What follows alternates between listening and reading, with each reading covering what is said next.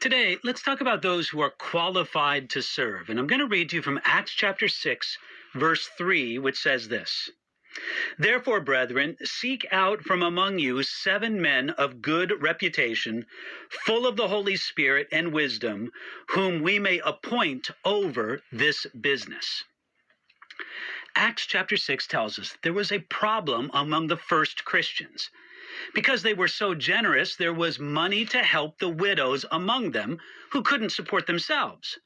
But there was a disagreement about how that money for the widows was given out. The Jewish Christians from a Greek or Hellenistic background felt that their widows were neglected compared to the widows among the Christians from a more traditionally Jewish background. They brought the problem to the apostles.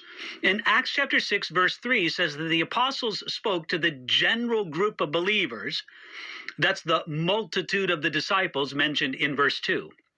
And they pursued the solution with lots of communication and input from the people. They even asked those, probably especially those who felt wronged, to seek out from among you men of good character to do this work. Now, that was a wonderful way to solve the problem. They didn't throw the complainers out. They didn't divide into 2 congregations. They didn't shun the unhappy people.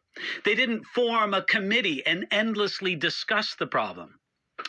No doubt, there were some people who suggested that the apostles should themselves give more direct attention to the distribution of help to the widows.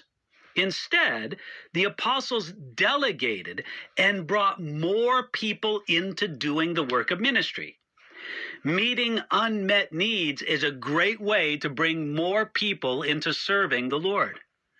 But the congregation had to choose men who were, and this is where we get to verse 3, of good reputation, full of the Holy Spirit and wisdom. These qualifications focused on the character of the men to be chosen.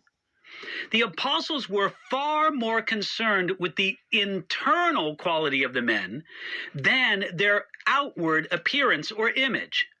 They didn't ask for the most popular or best-looking men. They asked for men of character. Because the men were of good reputation, the church family would have confidence in them, including the ones who complained.